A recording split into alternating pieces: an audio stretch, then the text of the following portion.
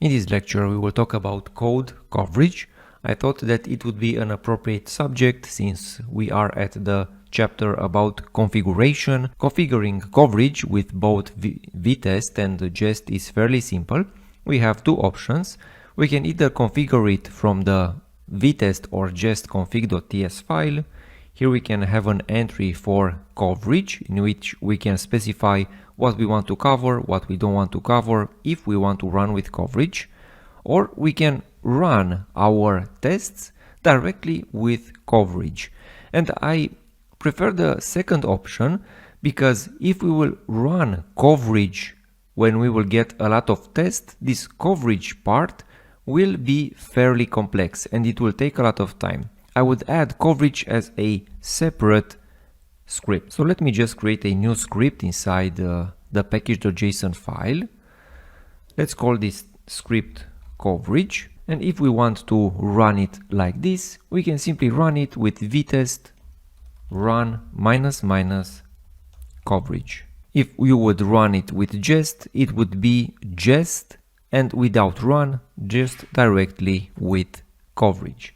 But since I want to make the example with Vitest, this is the way to do it. And let's see how this is working right here inside our very small tests.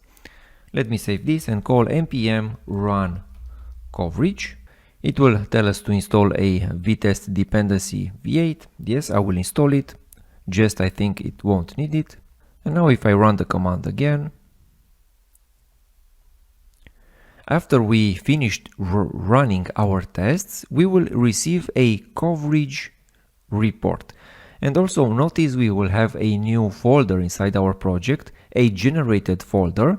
This means that we should add this coverage to the gitignore file. I will add it at the end.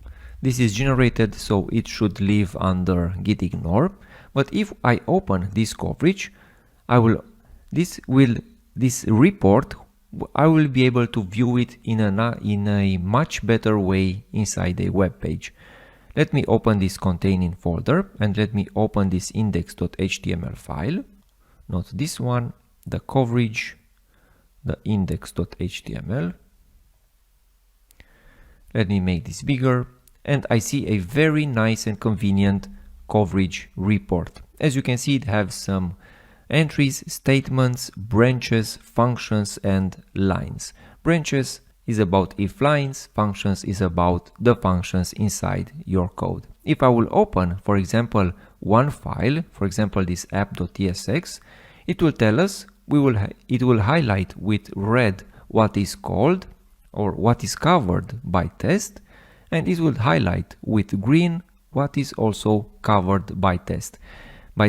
And notice this 1x right here. This means that it is run once while we are running our tests. If, for example, this code will be executed multiple times during our tests, we will see this multiple times right here. But we saw in this short lecture how we can configure coverage for Vite and for Jest.